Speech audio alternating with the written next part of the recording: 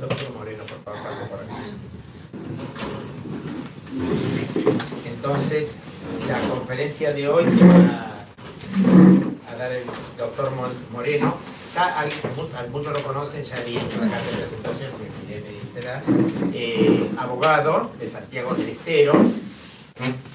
A él le gusta llamarse tradicionalista, pero en el fondo, bueno, viene a la Iglesia Católica. Él es desde hace muchos años tradicionalista de la primera hora, yo lo conozco hace muchos años, y temas, bueno, padre de familias, seis hijos, es profesor de historia por la Universidad Nacional de Tucumán, y bueno, nos va a hablar sobre esto que vamos a decir. La revolución anticristiana, origen, desarrollo y remedios. Los remedios van a ser como los médicos, como siempre les digo, los remedios no curan, nadie se curó por los remedios, entonces él va a poner como una especie de... Pero no, bueno, vamos a ver qué hace, salvo que todos seamos sanos, ahí en el gran remedio. Yo le agradezco, bueno, ya que está a disposición cuando lo invitamos, y bueno, ahora que hable él porque tiene mucho para decir. Bueno, ¿algo más tenía que decir? Nada más que eso. Suficiente. Gracias, Padre. Bueno, les agradezco a todos ustedes que se hayan tomado el trabajo de venir a estas jornadas que organiza la Capilla Iberia. Espero que sea fructífera. El tema de la revolución anticristiana es un tema que yo creo que es muy importante porque explica la situación en la que estamos viviendo, ¿sí? Pero es un tema medio complejo porque es casi una teología de la historia o una filosofía de la historia que vamos a ver muy rápidamente. El primer autor católico que trató el tema de la revolución anticristiana fue Monseñor Luis de Segur, en el siglo XIX, a mediados del siglo XIX. Él escribió un librito, que después fue un clásico, que tiene una gran vigencia actual, y que se llama La Revolución.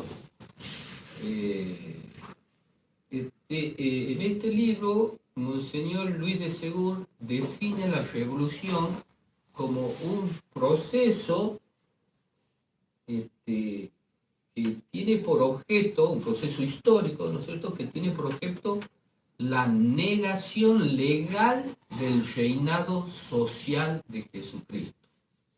Ese concepto ya lo tenemos que ir fijando. La revolución es la negación legal del reinado social de Jesucristo.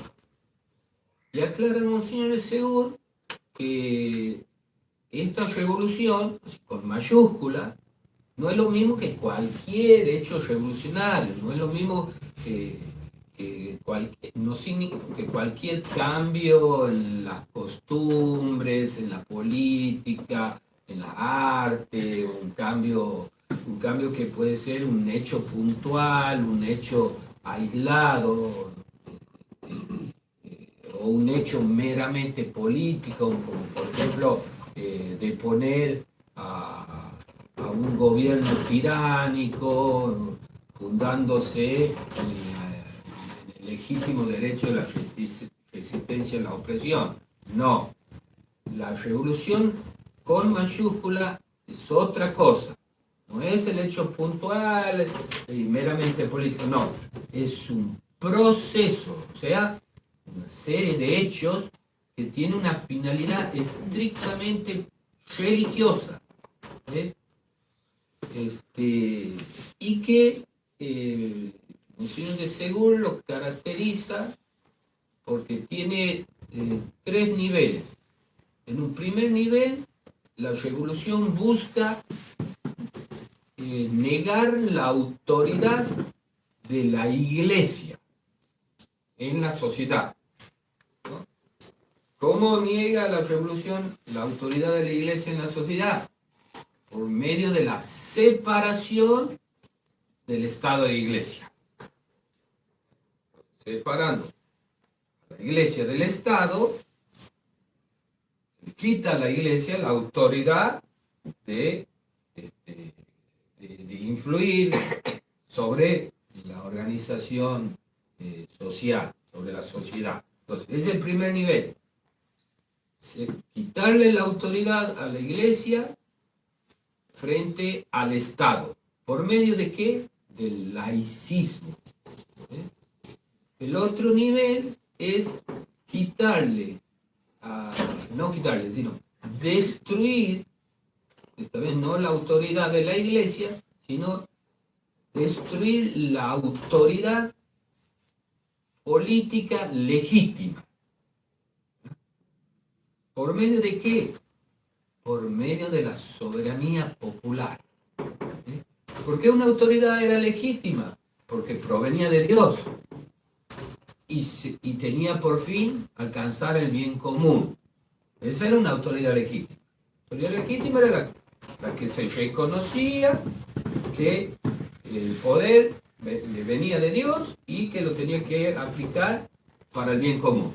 Entonces, la revolución anticristiana niega eso y dice, no, la autoridad no viene de Dios, viene del pueblo. Entonces, reemplaza la soberanía de Dios por la soberanía del pueblo.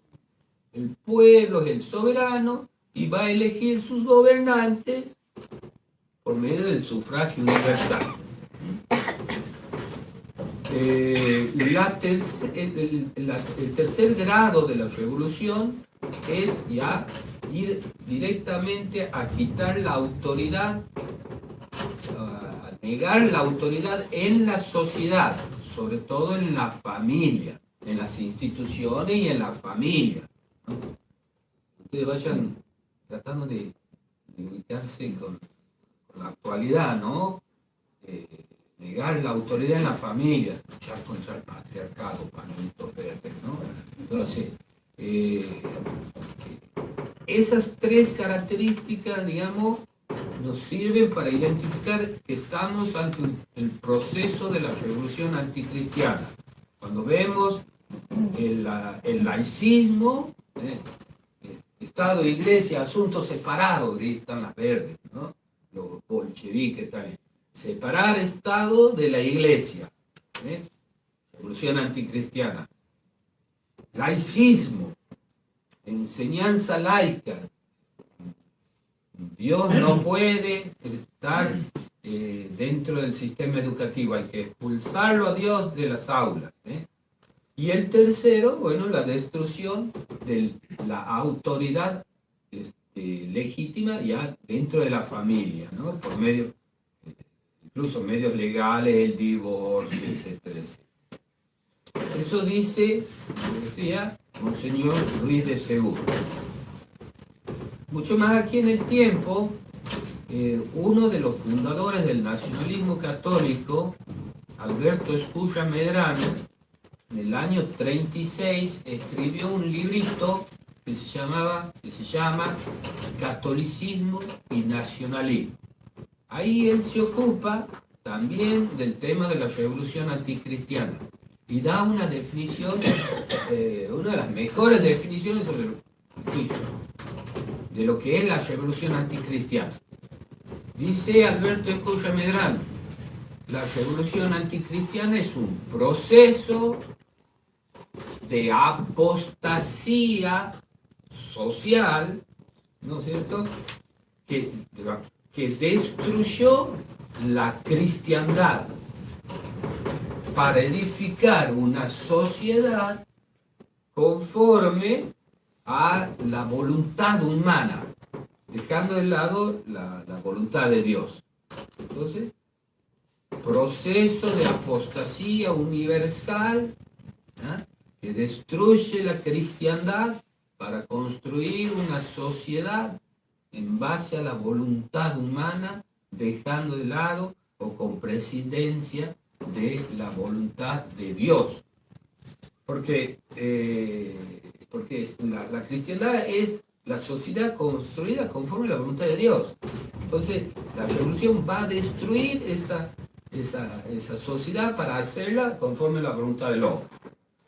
y dice Escucha Medrano que esa apostasía social, esa apostasía universal, es similar a la apostasía individual. O sea, sigue un procedimiento similar, un procedimiento análogo. Y lo explica de la siguiente forma. Dice Cuyo Medrano que generalmente la apostasía en las personas, la apostasía universal, comienza con la sensibilidad.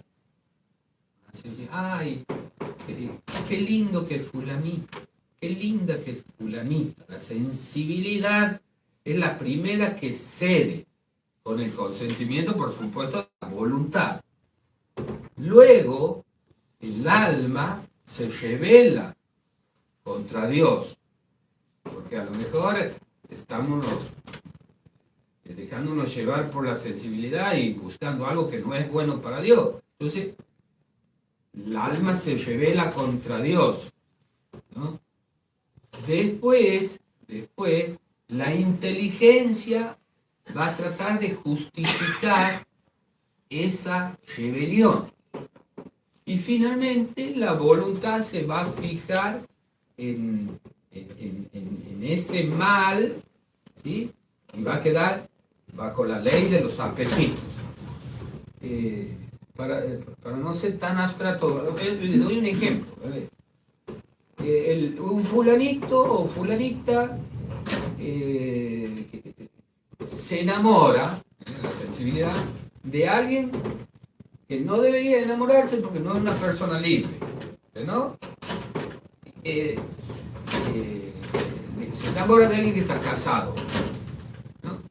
Y bueno, pero Dios, la ley de Dios dice que eso no es lícito. Entonces se revela contra el alma, se revela el alma contra Dios. Y busca ¿qué? Busca justificar con la inteligencia esa sensibilidad y esa voluntad de buscar algo que no es de Dios. Y después, finalmente, termina adherida a ese mal y bajo la ley de sus apetitos, ¿no? Bueno, así pasa generalmente con la apostasía individual. Y Escucha Medrano dice, con la sociedad pasa lo mismo. En la sociedad lo primero que cede es la sensibilidad, con el consentimiento también de la voluntad. Cede la sensibilidad. Y eso significa que cede el arte. Está relacionado con la sensibilidad. Cede la sensibilidad, cede el arte. Con el consentimiento de la voluntad. La voluntad simboliza la política. Después eso corrompe al alma y entonces el alma se revela contra la religión. Y ahí tenemos la reforma protestante. En los dos anteriores casos tenemos, cuando cede la sensibilidad, cede el arte, tenemos el renacimiento, la etapa del renacimiento. Cuando cede la voluntad, cede la política, tenemos el absolutismo, ¿cierto? Ahora, cuando cede ya la inteligencia, tenemos el racionalismo cartesiano. Por último, cuando la voluntad se fija definitivamente en el mal, tenemos la democracia. Y cuando ya la voluntad fijada en el mal, bajo la ley de los apetitos, tenemos el capitalismo. Entonces, Escucha Medrano va a distinguir 5 etapas en este proceso. La primera etapa, como decía, es la del renacimiento, en donde el arte ha cedido a la sensibilidad. Es la primera etapa, renacimiento. La segunda etapa es la reforma protestante. Ahí habla el alma se ha rebelado contra Dios. La tercera etapa es el renacimiento. Ahí La inteligencia ha buscado justificar mediante la filosofía toda esta rebelión, ¿no? La cuarta etapa es la del liberalismo. Es ahí la etapa en la que la voluntad, es decir, la política, va a consolidar todas estas estructuras. Y por último, el capitalismo, que es la etapa en donde el hombre ya ha quedado sometido a la ley de sus apetitos. La primera etapa, que es el renacimiento, tiene determinadas características. Para ser sintético se caracteriza, primero que nada, por una exaltación de la naturaleza, en detrimento de lo sobrenatural. También por el antropocentrismo y por una tendencia paganizante. Eso son las notas características del Renacimiento. Cuando ustedes le digan Renacimiento, inmediatamente piensen exaltación de la naturaleza, en detrimento de lo sobrenatural, el humanismo, el racionalismo y la admiración del mundo pagano. La segunda etapa es la reforma protestante. Cuando uno escucha reforma protestante, ¿en qué piensa inmediatamente? En Lutero.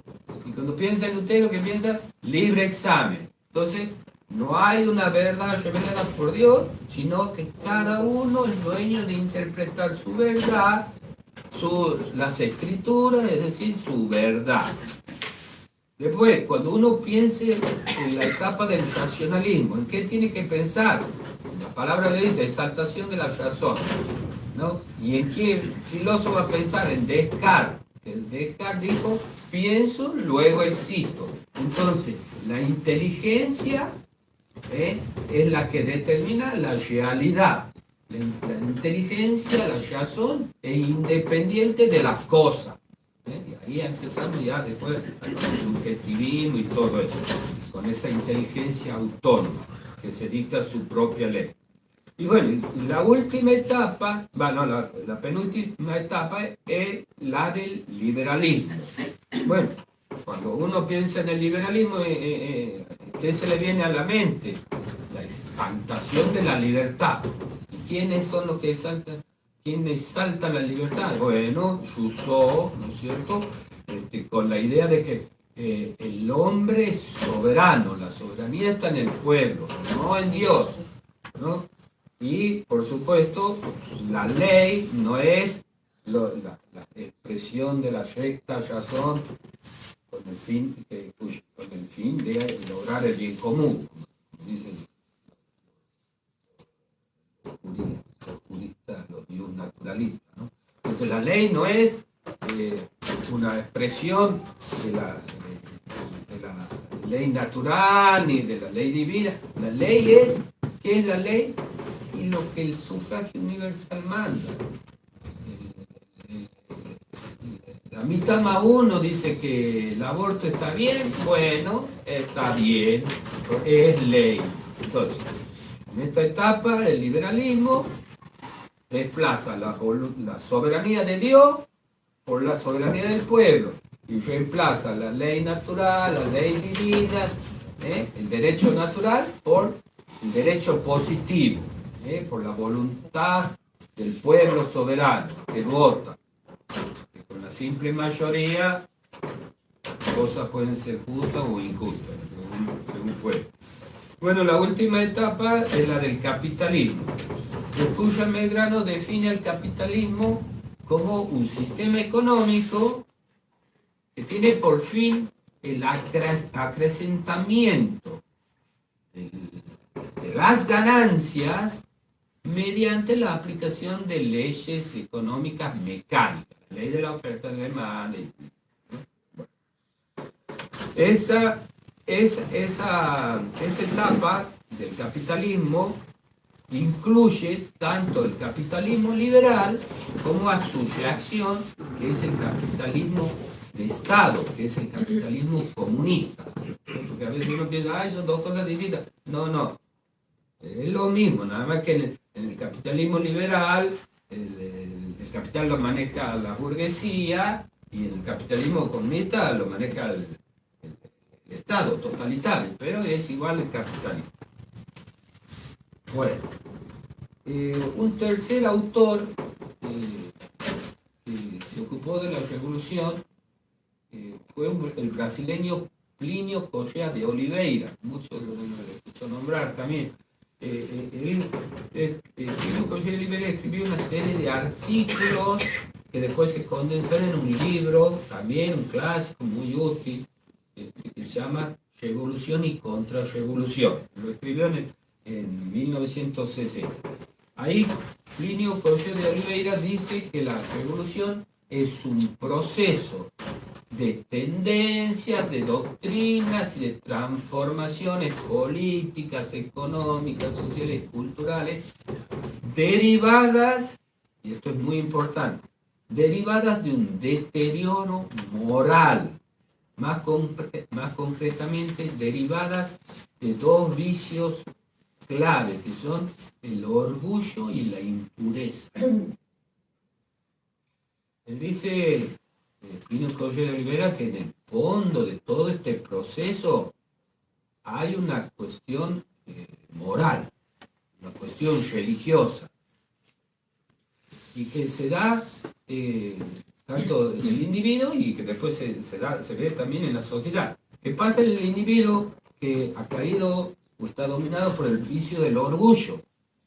El individuo orgulloso naturalmente siente una antipatía a la jerarquía de la iglesia, a la autoridad de la iglesia. Esa jerarquía del sacerdocio les molesta, ¿no? Y empieza a apartarse de Dios, ¿no? Y no solamente les molesta la jerarquía de la iglesia, le molesta todas las jerarquías, le molesta las jerarquías sociales, me molesta la jerarquía que pueda tener un policía, un docente, ¿no es cierto? Toda la jerarquía le fastidia por el orgullo. No quiere admitir que haya alguien que tenga una superioridad jerárquica. Y así se va rebelando contra Dios. Y lo mismo le pasa al que está atrapado por el vicio de la impureza. ¿Qué le molesta al que está en el fango de la impureza y no puede salir? Y obvio, le molesta que los preceptos, le molesta las normas, la ley de Dios. Todo eso es molesto. Y entonces, claro, me irrita que haya una norma que no me deje a mí hacer la chanchada que yo quiero hacer. Entonces empieza a apartarse de Dios y a caer en el liberalismo.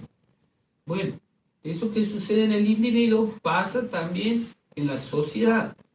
Y en la sociedad, cuando se aparta de la jerarquía de la iglesia, empieza a rechazar, por supuesto, que la iglesia pueda influir en la sociedad y en el Estado para que el Estado sea, digamos, un factor de evangelización, ¿no es cierto? Y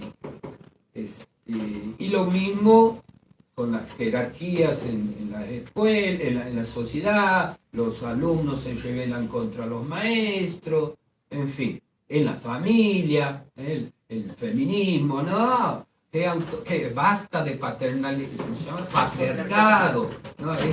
Toda jerarquía molesta. Y Plínio Corrêa de Oliveira dice que este proceso tiene tres etapas. Uno es la revolución francesa, la pseudo-reforma protestante. La segunda etapa es la revolución francesa y la tercera etapa es el comunismo.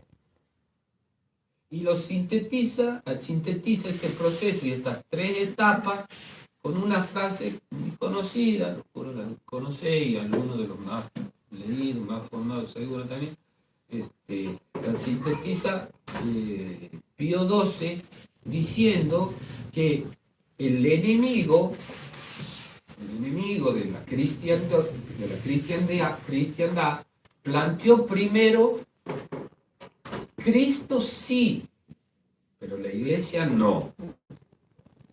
Después planteó: Dios sí, pero Cristo no. Y finalmente el grito impío de Dios ha muerto. Ahí ustedes tienen la treta. Genial el Pío XII, ¿no? Como que la primera etapa, Cristo sí, pero la iglesia no. Después, Dios sí, pero Cristo no. Y finalmente Dios ha muerto. Eso es el comunismo, ¿no?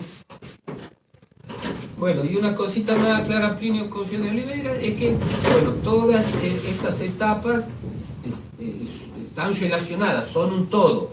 Incluso en la primera etapa ya estaba potencialmente todo para que suceda lo que sucede en la última etapa. Es un todo, no son hechos aislados. Bueno, hasta aquí con estos tres autores que son muy importantes y ahora vamos a ver, yo creo que el máximo teólogo de la cristiandad y el que mejor expone el proceso de la revolución, no solo cómo se desenvuelve el proceso revolucionario, sino también por qué se desenvuelve así, de esa forma, y cómo se relaciona esto con las formalidades en el ser humano.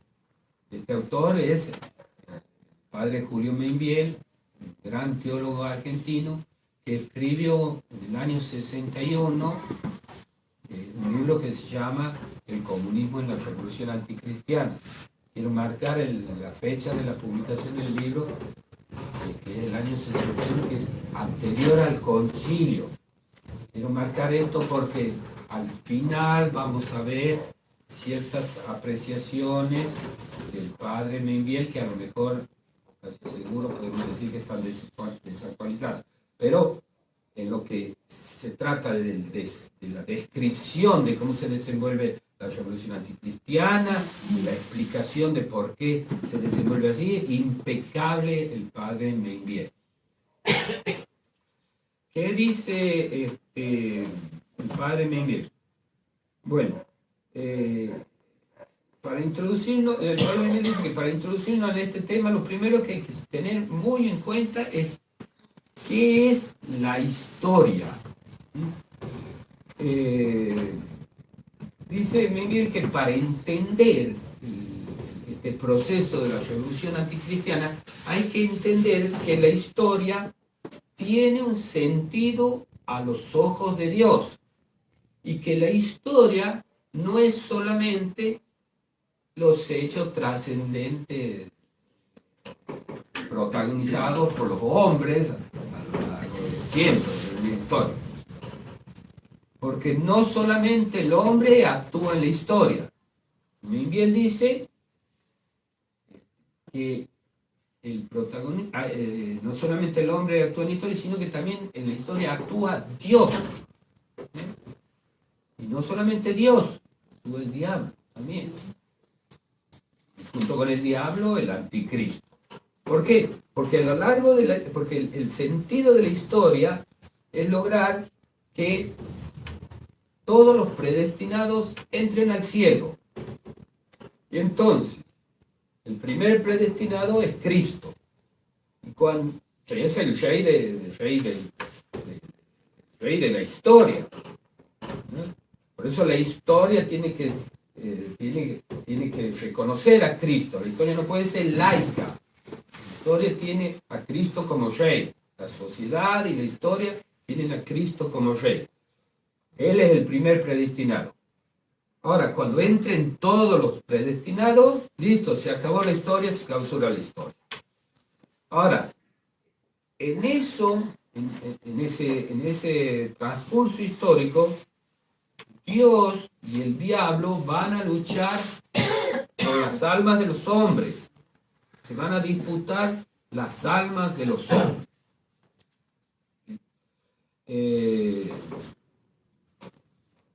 Y en esto el demonio obviamente y el anticristo van a tratar de que los hombres se pierdan. ¿Cómo? Actuando no principalmente no en el corazón de los hombres, sino en el entorno social en que se desenvuelven los hombres. Bien dice, la cristiandad, ¿cómo se forma la cristiandad? La cristiandad se forma a partir del corazón de los hombres, a partir de los hombres. Los hombres cristianos forman familias cristianas. Las familias cristianas forman instituciones cristianas. Y las instituciones cristianas forman un orden temporal cristiano, una sociedad cristiana. O sea, la cristiandad surge del corazón del hombre. En cambio, el diablo opera al revés. El diablo trata de perder al hombre corrompiendo primero el ambiente, corrompiendo primero la sociedad, corrompiendo el orden temporal, haciendo que el orden temporal, que la sociedad sea anticristiana, para que de ahí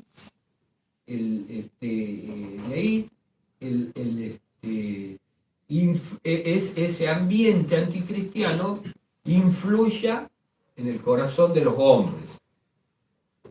Es decir, vamos a hacer un ejemplo práctico. Uno puede estar aquí en la celda de la capillita de Bedia, rezando, va a misa, qué sé yo, se junta con los curas, con los feligreses, que es fácil ser cristiano. Ahora, salimos a la calle, salimos a la sociedad, está todo podrido, las mujeres mal vestidas, no solo las mujeres mal vestidas, en el trabajo, la coima, la corrupción, todo un ambiente anticristiano que nos va a dificultar vivir cristianamente. Y eso tarde o temprano nos va a podrir el alma, nos va a podrir el corazón. El diablo opera así, desde afuera hacia adentro, hacia nuestro corazón. Entonces el diablo quiere que la sociedad temporal esté bajo su dominio, porque el orden temporal no es neutro, o ayuda a salvar las almas o ayuda a condenar a las almas. Y en esto de corromper el orden temporal están jugados a full el diablo y el anticristo.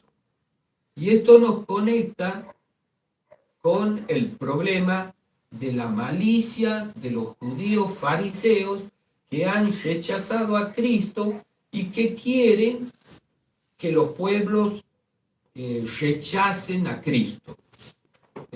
Por supuesto, el Padre Miguel aclara que la maldad no es patrimonio de un determinado pueblo ni de una determinada raza, pero sí es cierto, dice el Padre Miguel, lo voy a leer, no voy a dejarle nada, dice el Padre Miguel que el pueblo judío fue escogido por Dios para traernos en su sangre al Mesías Jesucristo. Pero parte principal de este pueblo, contrariando toda la tradición auténtica de los patriarcas y de los profetas, carnalizó la esperanza del Mesías y se ató a una falsa tradición humana de dominación de los otros pueblos. Y así, parte del pueblo judío, bajo la influencia y el gobierno de los fariseos, se constituyó en lo que San Juan llama la sinagoga de Satanás. Por eso, bien dice que esta minoría farisaica de judíos desempeña en la historia el papel de enemigos primeros de los pueblos cristianos, empeñados en perderlos, impidiendo la cristianización. Y la revolución moderna, es decir, esta revolución anticristiana, es el gran instrumento de dominación de la que se vale.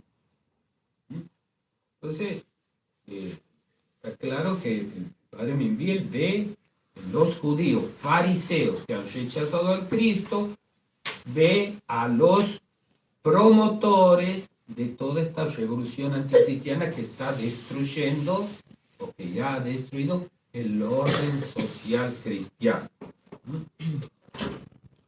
Bueno, habiendo explicado esto el padre Membiel sobre qué es la historia, cuál es el sentido de la historia, quiénes son los protagonistas de la historia, Membiel se va a abocar ahora directamente al tema de la revolución anticristiana, pero partiendo primero del concepto de cristiandad, porque la revolución anticristiana que busca destruir la cristiandad, que no, bueno, entonces vamos a ver qué es la cristiandad. Padre Membiel lo resume muy sintéticamente diciendo: la cristiandad es la sociedad elaborada de acuerdo a la ley de Dios. Y dice y aclara que hay que distinguir, esto es muy importante, ¿no? Por ahí se confunde, hay que distinguir lo que es la cristiandad de la iglesia cristiana, de la iglesia católica, del cristianismo. La cristiandad es el orden social construido bajo la influencia del evangelio. La iglesia es otra cosa, la iglesia es el cuerpo místico de Cristo, ¿no es cierto? Puede haber cristiandad, o sea, un orden social cristiano, una sociedad cristiana, sin iglesia. ¿Puede haber? No.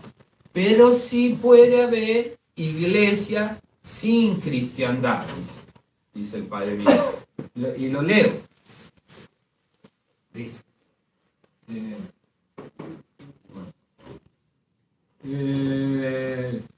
aunque no puede haber ciudad católica sin iglesia, ciudad católica lo utiliza como sinónimo de cristiandad. Aunque no puede haber ciudad católica sin la iglesia, puede haber iglesia sin ciudad católica.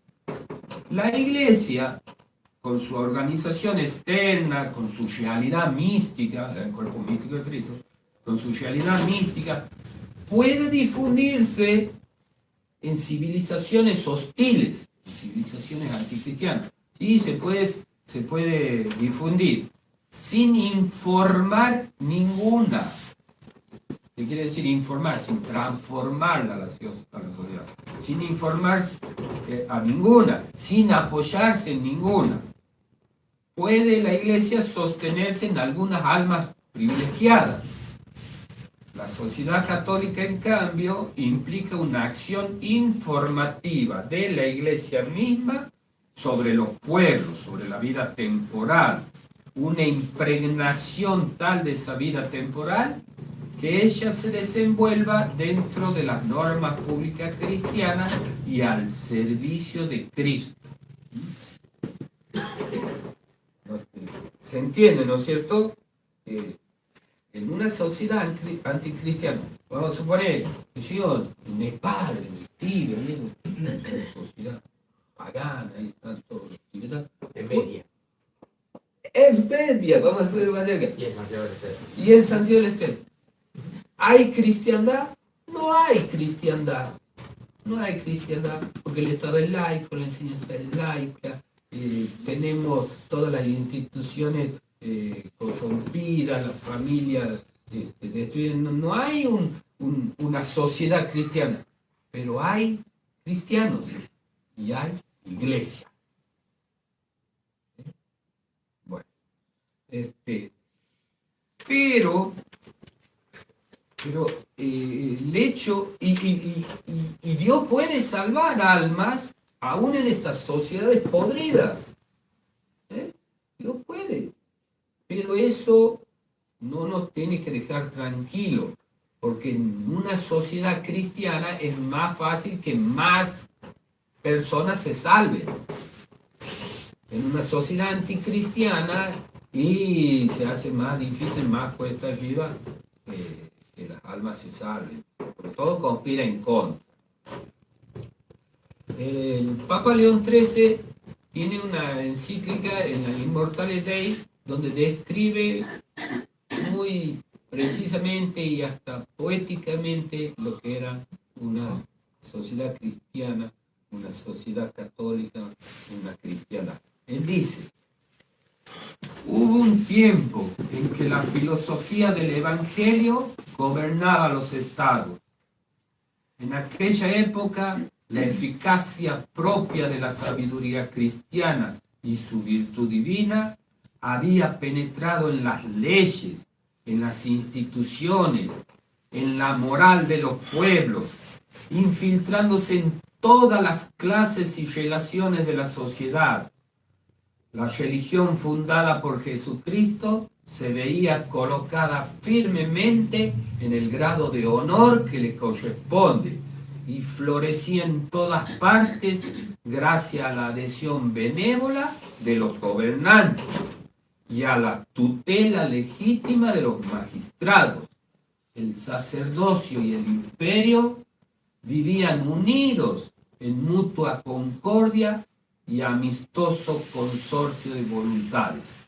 Eso es lo que permitió la evangelización de América, por ejemplo.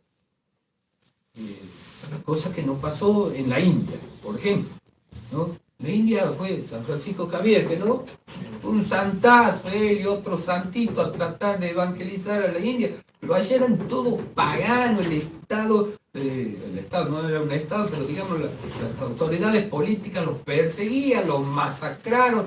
¿Y qué quedó de cristianismo ahí? Unos cuantitos se convirtieron.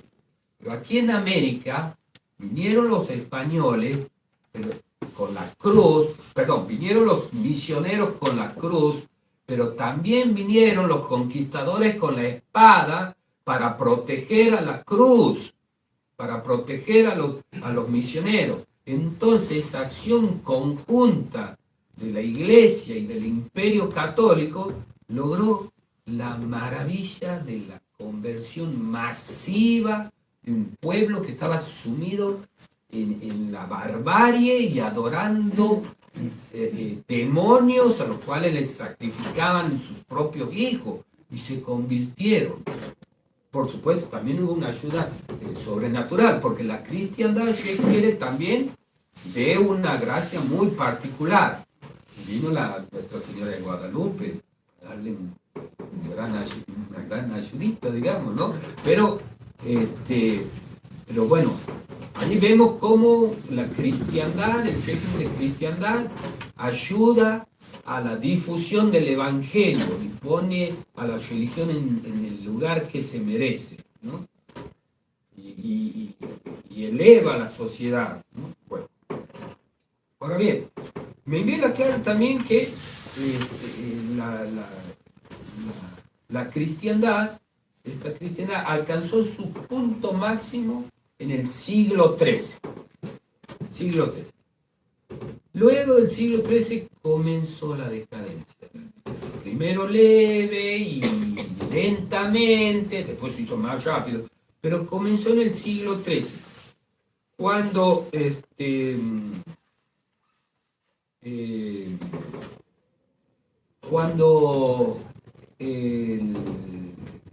hubo un conflicto en el histórico entre el rey Carlos IV de Francia y el Papa Bonifacio, que se rebeló ante la autoridad de la Iglesia. Después, bueno, como decía, vino el Renacimiento y empezó todo un proceso en el cual la Iglesia empezó a perder poder frente al poder político.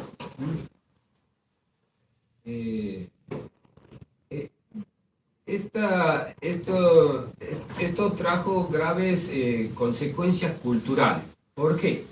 Porque vamos a pasar de una cultura teocéntrica a una cultura antropocéntrica. ¿Cómo vamos a pasar de esta cultura antropocéntrica a la cultura, perdón, de esta cultura teocéntrica a la cultura antropocéntrica. Y bueno, Membiel dice, mire, la cultura en definitiva es el hombre manifestándose. Y el hombre se manifiesta según lo que es. Y aquí introduce Membiel las formalidades estas que conforman al hombre. Ahí lo tenemos en el cuadrito. Membiel dice, el hombre tiene 4 formalidades. El hombre, primero, es algo, es una cosa. Esa es la primera formalidad. La formalidad es de que somos una cosa real, somos algo. La segunda formalidad es que somos un animal, un ser sensitivo. Somos algo, somos animales, seres sensitivos.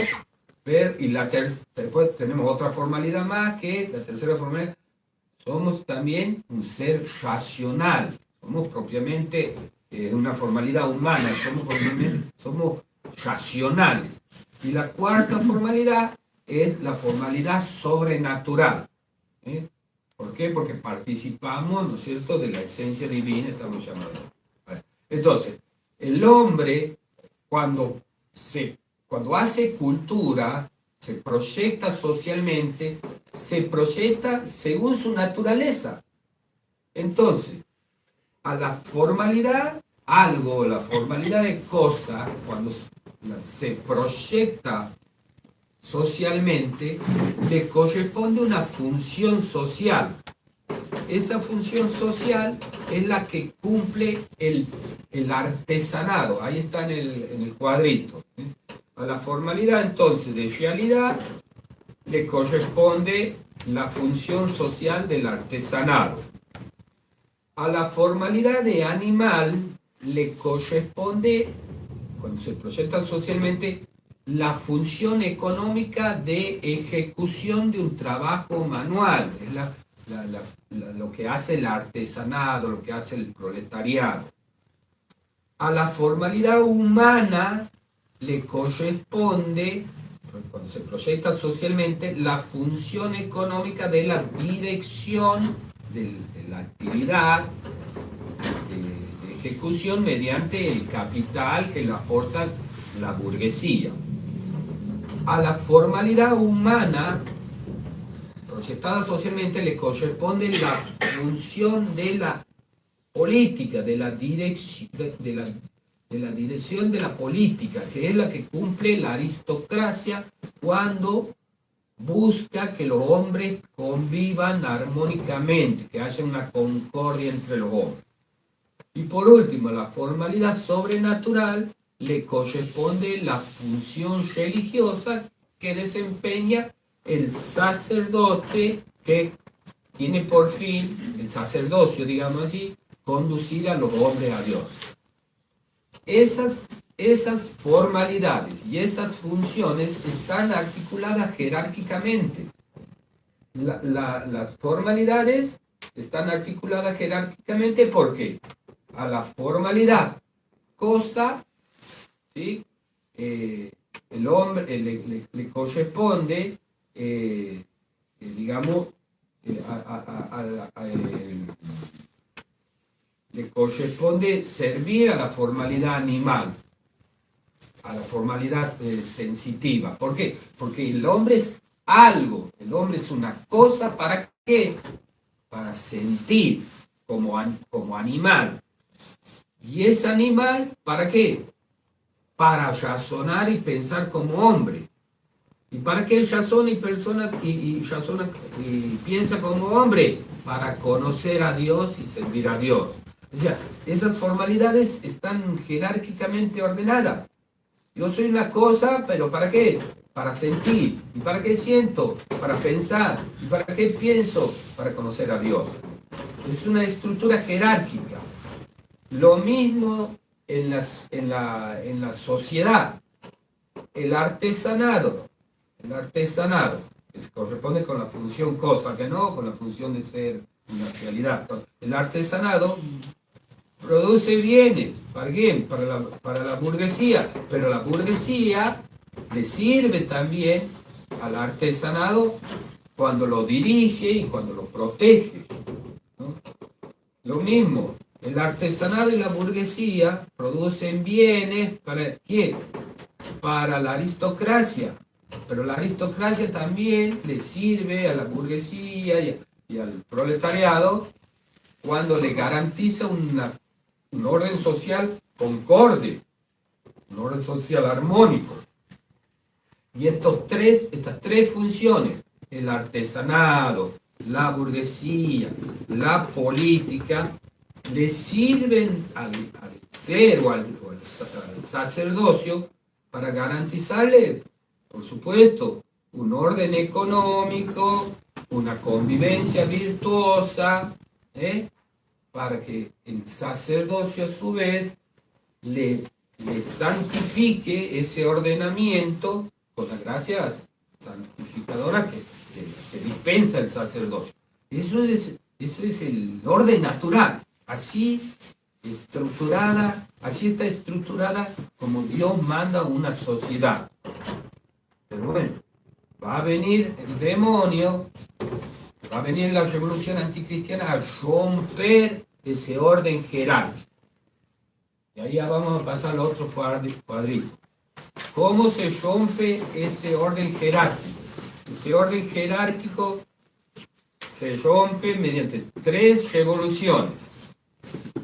Ahí la van a ver viendo. La primera estructura, la primera revolución o la primera subversión consiste en que lo natural, ¿sí?, se rebele contra lo sobrenatural. Que la aristocracia se rebele contra el sacerdocio, que la política se rebele contra la teología. ¿Y eso qué va a dar? Va a dar una determinada cultura. ¿Qué cultura? La cultura que se dio a llamar el Renacimiento y que va a tener características que derivan de esta estructura, ¿no es cierto? Entonces se va a caracterizar el Renacimiento por, bueno, si lo natural se arregló contra lo sobrenatural, va a haber una expansión de lo natural. Entonces va a ser característica del Renacimiento el naturalismo. Si lo político se ha rebelado contra la teología, que va a haber una exaltación de la política y vamos a tener el absolutismo monárquico, ¿sí?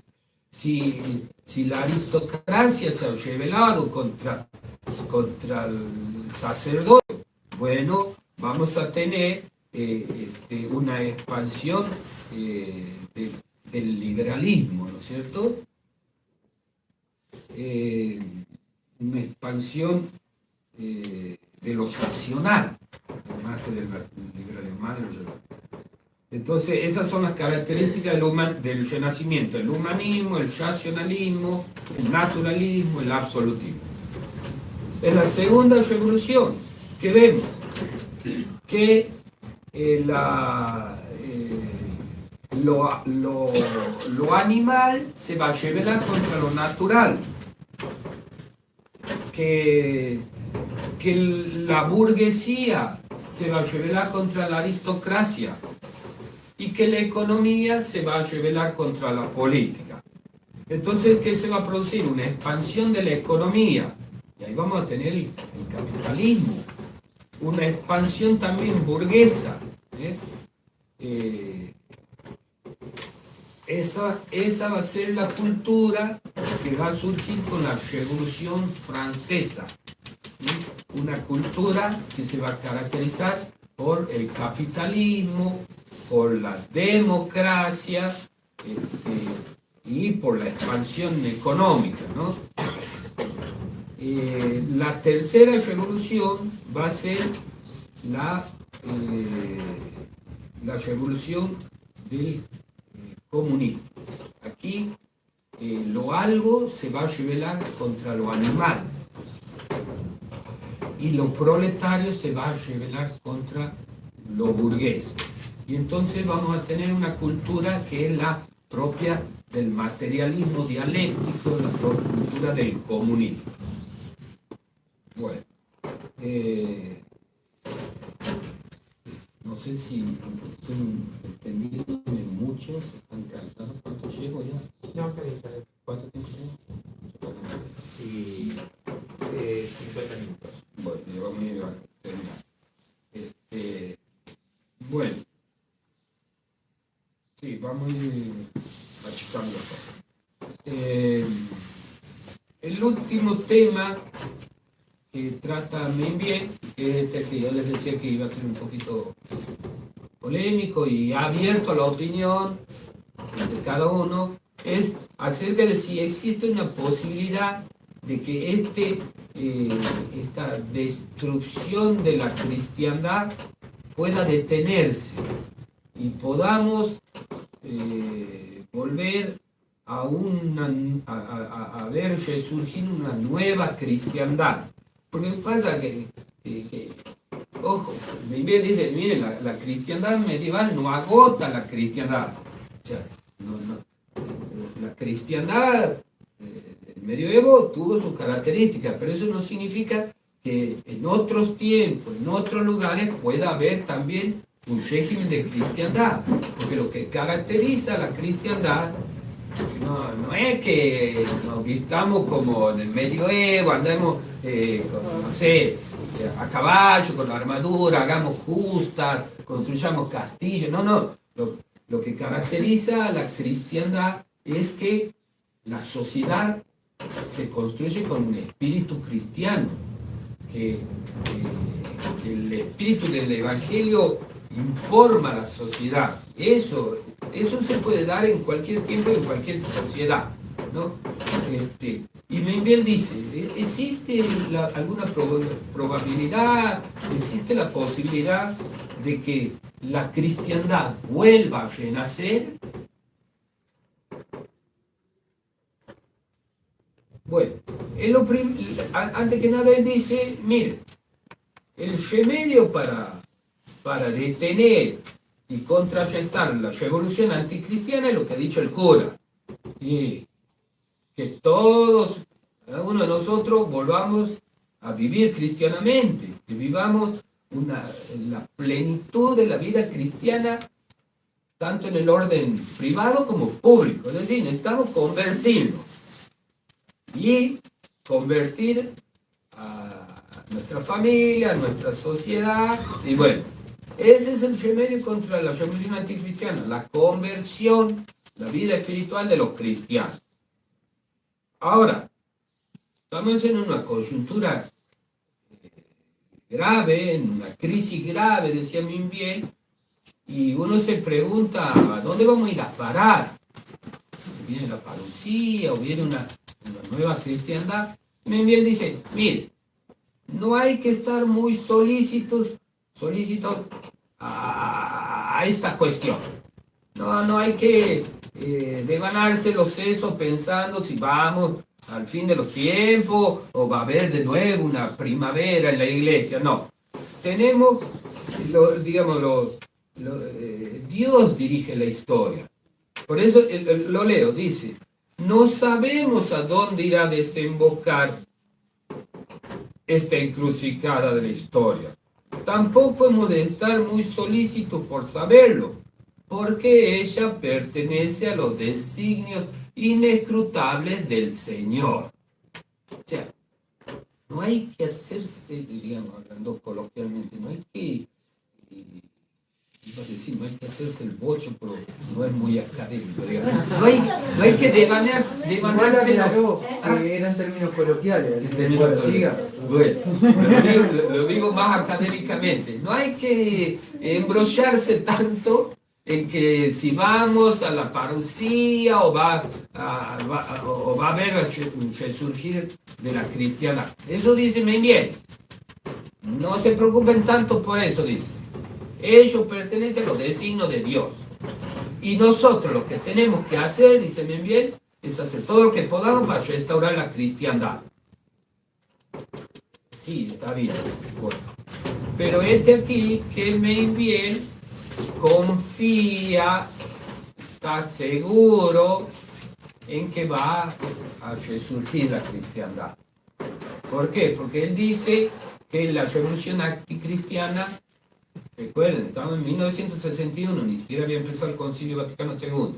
Él en el 1961, él considera que si bien la revolución anticristiana ha rechazado mucho, el laicismo ha hecho desastre, bueno, todas las ideologías han hecho desastre, pero sin embargo todavía están los cimientos de la cristiandad, todavía existe en el hombre la idea de un Dios, de Cristo Redentor, todavía existen fe en las personas, todavía existen familias cristianas, todavía existen instituciones cristianas. Ustedes imagínense que si yo en el 60 usted iba a la universidad y había en cada aula un crucifijo, bueno, vestigios de cristiandad. En el 61 no estaba esto tan arrasado como está ahora. Entonces Membiel tenía esperanza, creía que quedaba todavía la posibilidad de restaurar la cristiandad. Aún es posible restaurar la cristiandad porque quedan sus cimientos. Dice así, voy a leerlo. Dice, a pesar de la degradación deletérea de la revolución anticristiana, los cimientos de nuestra civilización occidental han sido construidos en base a la Europa cristiana, la cual a su vez ha recogido lo mejor de la civilización greco-romana e incluso del mundo germánico bajo la inspiración de la Iglesia. El concepto de Dios trascendente, de Cristo y de la Iglesia, el concepto del hombre, de la familia y de la sociedad, son otros tantos pilares firmes que a pesar de la acción corrosiva de la revolución anticristiana, todavía se conservan fundamentalmente incólumes. Dice bien, esta sociedad desde hace varios siglos recibe los golpes destructivos de la revolución anticristiana. Es cierto que el naturalismo, el liberalismo, el laicismo, el socialismo, el comunismo la corroen como un cáncer y amenazan destruir sus organismos vitales y esenciales, pero hasta ahora no han conseguido sus objetivos. Eso decía Membiel, todavía no habían conseguido. Por lo tanto, Membiel dice, si los cristianos viven plenamente su fe, si fundan familias cristianas, si impregnan con cristianismo las instituciones, en fin, la cristiandad puede restaurarse. Claro está que restaurar la cristiandad implica una acción también de Dios, ¿no? Una providencia espacial. Y aquí dice otra cosa polémica, que puede estar abierta, de hecho tiene que estar abierta a la discusión. Él dice, se pregunta, 1961, ¿no? Antes del concilio, reinaba, estaba de Papa Pablo VI, él dice, la Iglesia ha cambiado el discurso respecto a la cristiandad, a la necesidad de que haya un orden social cristiano, que Cristo sea rey. No, no ha cambiado. Y dice, fíjense que la Iglesia no renuncia a la civilización cristiana. Ahí está, dice Membiel, la encíclica Mater Magistra y Pacem in Terris de Juan 23, que exponen en tono pastoral, acomodado el lenguaje a la mentalidad moderna, lo que el pontificado romano viene enseñando en forma insistente y continua desde los tiempos de León XIII. Él dice que todavía los documentos de la Iglesia, en este caso Juan Pablo II, seguían hablando de que hay que instaurar la cristiandad, nada más que en un lenguaje más acomodado a la mentalidad moderna. Eso dice, es abierto, ¿no es cierto? Y continúa, dice, en nuestra tesis asignamos poderosa fuerza la revolución, pero se la asignamos en forma condicionada, en atención a la debilidad de la vida cristiana, privada y pública de los pueblos. La revolución anticristiana es fuerte porque la ciudad católica es débil. Pero si los pueblos se deciden con fortaleza a vivir la plenitud de la vida cristiana, la revolución será vencida. Las palabras de Cristo son palabras de vida. Tener confianza, yo vencí al mundo. Dice, estamos en la última etapa de la revolución anticristiana, dice Membier, que es la etapa del comunismo, pero el comunismo va a caer, es tan antinatural el comunismo que va a caer. Y cuando caiga, volverá a florecer la primavera, digamos, de forma josé antoniana. Cuando caiga el comunismo, volveremos a tener una cristiandad, los pueblos van a volver a la fe y florecerá la cristiandad. Lo leo, dice, los que somos protagonistas de los acontecimientos actuales corremos el peligro de dejarnos deslumbrar por los mismos. El fenómeno comunista, que fluye veloz e incontenible, no puede parecer algo definitivo y milenario. El comunismo, término del proceso de la revolución anticristiana, parece también en estado de liquidación. Es demasiado contra natura para que pueda afirmarse. Por ello, no es peregrino pensar que los pueblos, purificados por el azote comunista, caminen hacia una epifanía de una nueva gran cristiandad. Esa era la esperanza del padre Membier. Bueno, hasta aquí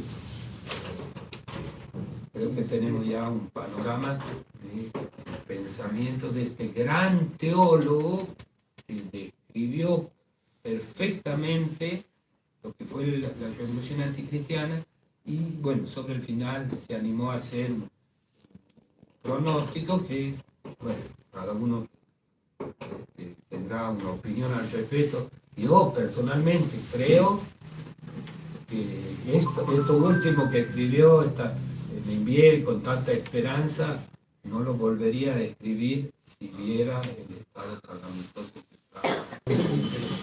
Bueno, agradecemos un aplauso.